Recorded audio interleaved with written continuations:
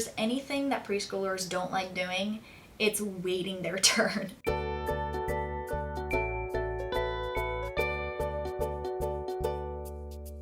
Hey everyone, it's Natalie. Welcome back to my channel for another video. I'm excited about today's video because I love talking about the trip that we went on with our kids to Walt Disney World. It's another one in my travel series, and if you missed the other videos, both the vlogs over on our vlogging channel as well as my traveling with kids travel must-haves video, I will have those linked in the description box for you guys.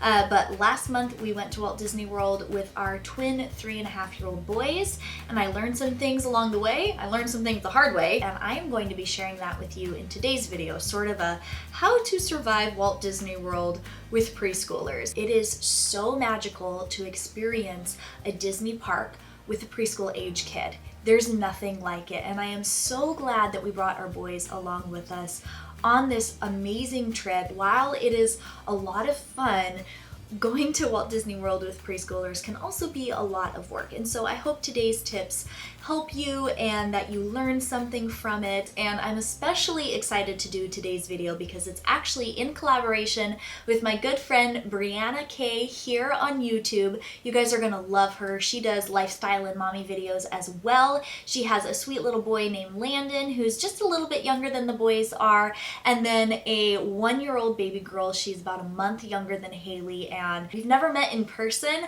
but we almost did. We missed it by that much. The day we left Disney World on our trip, their family arrived in Disney World. We weren't able to meet up this time, unfortunately, but we still wanted to do a collab together. I know you guys will love her channel. She's awesome. She's giving a video to you guys all about tips and tricks for Walt Disney World with babies and toddlers. You guys are gonna love her. So go over there, subscribe to her channel, send her some love, and if you are new to my channel because you're hopping over from her video, then welcome. I am so glad you stopped by. If you enjoy mommy and lifestyle videos, I would love it so much if you would subscribe to my channel and hit the bell button so you don't miss when I post one of my weekly videos. Let's get the potty subject out of the way because this was actually one of the biggest questions that I had as I was preparing for the trip.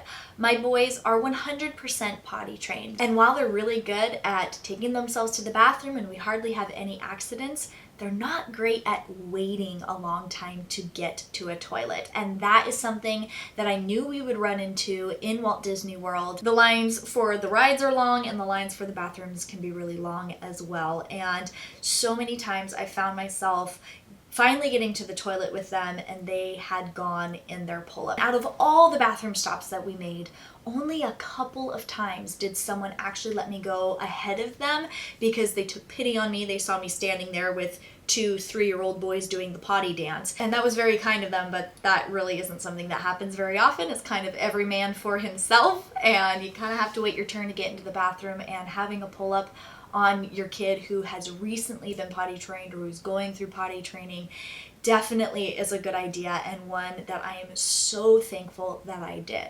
And here's a little bonus tip. You can do Amazon Prime now to a Disney World resort hotel, and they will literally deliver groceries or diapering supplies to your door. Very awesome service. So remember that if you end up having regrets about not bringing pull-ups with you and you go, well, I should have followed Natalie's advice. Along the same subject of potty time, I have to mention the baby care centers that they have in every park in Walt Disney World. They are so awesome, and we actually got to tour them when we were there with a media group on a couple of the days. They are a building completely set aside for mothers with young children or babies.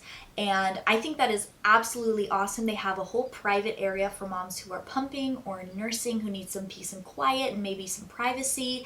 And it's really nice and air conditioned. They have really short, small toilets for little kids who need to go potty. And it's just a well put together little tranquil space for people who have young children or babies. I was a pumping mom while I was at Walt Disney World, and having that space available made it so much easier. So if you've got young children, map out where those baby care centers are because they are so nice to have. And speaking of maps, I cannot make a Disney World tips and tricks video without mentioning the Disney World app. This thing was so awesome. We utilized it so much. People mainly use this app to see the wait times for the rides, which is really awesome, and to see where everything is in conjunction to each other. Magic Kingdom especially is a very large park. You can waste a lot of time just kind of wandering around. So having a map on hand just on your phone to be able to look around and see, is it worth it to go wait an hour in line for so-and-so ride? It's really nice to have this app on hand. And when you're there as a family and you've got little kids' needs that you're trying to accommodate, it is so nice just to have everything at your fingertips. You can look up when different characters are having meet and greets, when parades are happening, when shows are happening. You can make dining reservations or even order food online and then go and pick it up. This app is so awesome. But my favorite feature, and the next tip I have for you, is to definitely invest in the Memory Maker Photo Pass option that they have here. When you're going around the park, all the nice little photo opportunities, there is usually a professional photographer, Disney cast member there with their gorgeous, amazing, high quality camera there to take your picture as a family. And they're usually really great at interacting with you and asking what you want or suggesting poses, which I really appreciate. It made it so, like in special moments, especially where we were meeting characters, like we met Mickey and Minnie, or we went and met Pooh Bear and Tigger, which was the characters that the boys especially wanted to meet.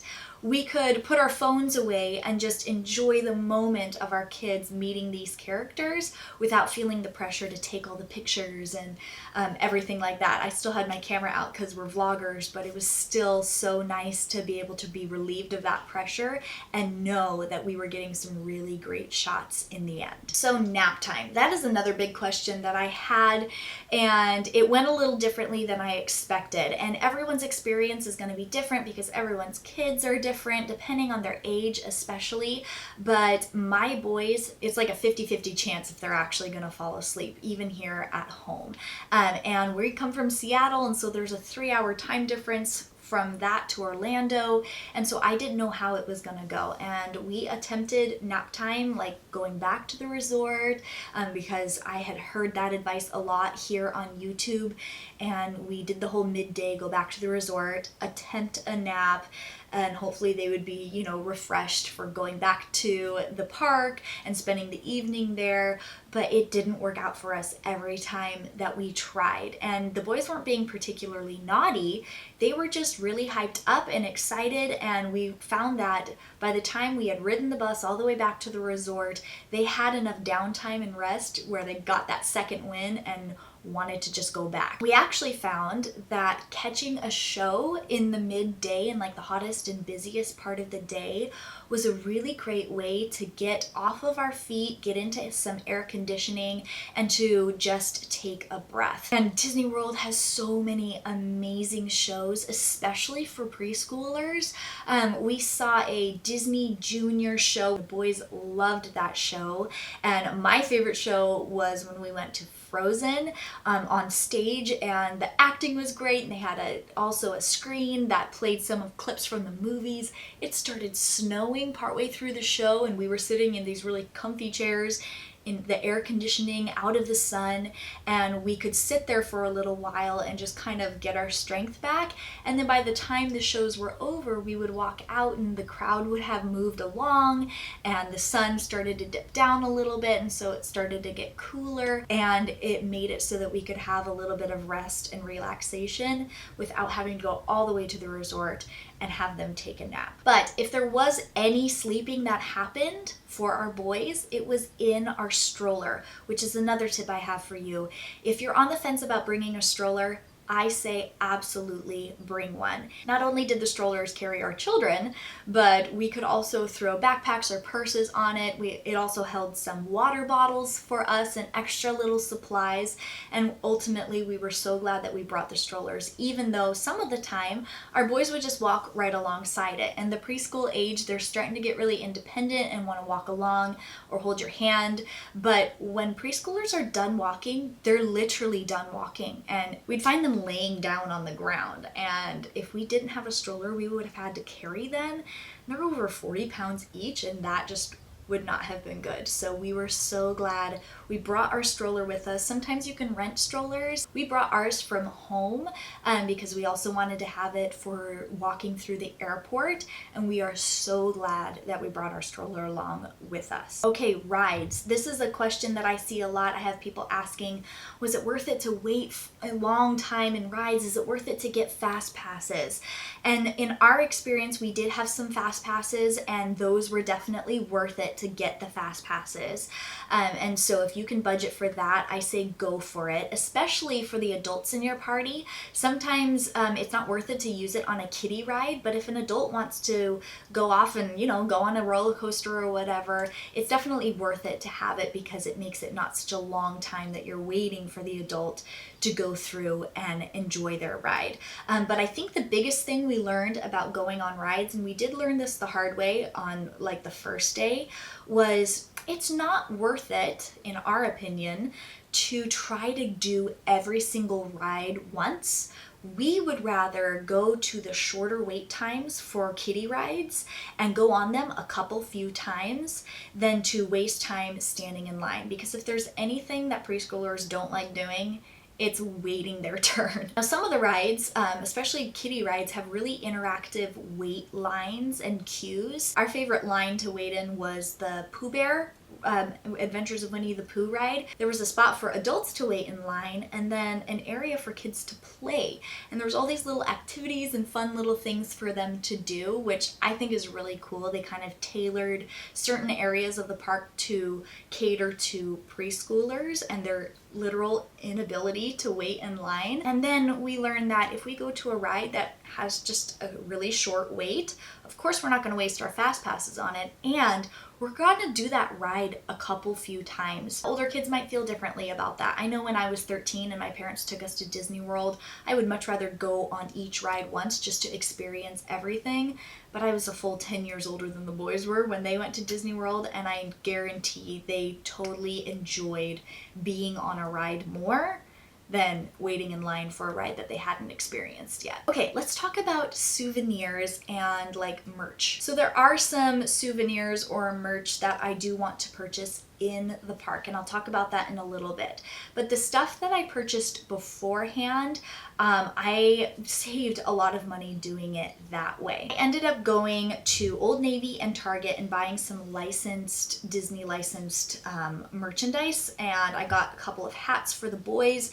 These were $4.99 each. I got some like $5 shirts and $7 little shorts for them to wear. And if you bought these at the park, a hat like this for a little boy would easily be $14.99.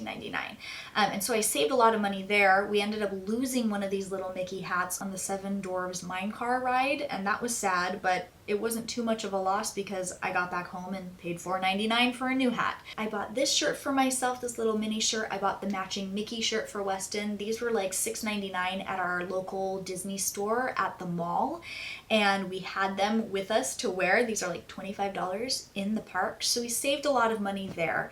Another thing that I think is really smart to get before your trip is autograph books, and this is something that I did not think of until I was there. And actually, our Disney media group that we traveled with, they provided this for us, which was so sweet of them. And I was so glad that they did because we would not have thought of this. And around the park, I saw little kiosks selling these, and many of them were actually sold out. And so it would have been so sad if we wanted to get autographs from our favorite characters to forget to get an autograph book only to get to the park and not be able to purchase one. So thank you so much to Disney for providing these for us. That was very sweet and definitely something, especially if you have kids who love Disney characters and want to get the autographs, this is definitely something to make sure that you get and that you pack along with you to the park. Now, when it comes to souvenirs to purchase in the park, that is up to personal taste. But one of the ways that I strategized to purchase souvenirs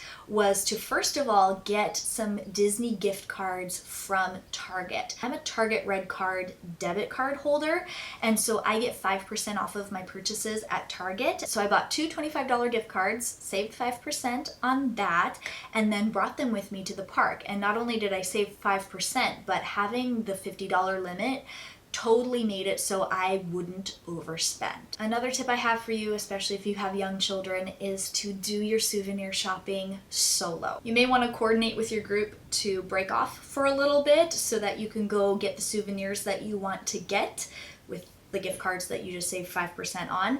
And so Weston took the boys back to the resort on the last night that we were there, and my sister Christina and I did some souvenir shopping. A couple of the things that I really wanted to get was some Mickey ear hats, of course, for the boys. I picked up a little Christmas ornament from Walt Disney World. We always do like a special ornament every year from something that we did that was fun, and so it was Walt Disney World for this year. I can't wait to see this on my Christmas tree this year. But that was a good way to do it if you have little preschoolers and they want every knickknack and stuffed animal and piece of candy in the store. It is fun to be able to shop together, but it can definitely break the budget if you have kids asking for more than what you have budgeted for. And then I was able to surprise them when we got home by giving them the little souvenirs that I picked up for them, and it was very sweet and special to be able to have something to commemorate the fun trip that we took together as a family. Alrighty, well that's everything I have for you for this video. I hope you found it helpful. If you did, don't forget to give this video a thumbs up. That really helps my channel out a lot. And if you have ever been to Walt Disney World or Disneyland, let me know what some of your tips and tricks are for bringing kids of any age to the park. If you're planning a trip with your preschoolers, don't forget to save this video in a playlist so you can refer back to it later. If you know someone planning a trip, share this video with them. I would love that so much. And don't forget to check out my friend Brianna's channel. She's awesome. I know you guys will love her, and I know she has some great tips for you as well. Thank you so much for watching today's video, and I'll catch you later.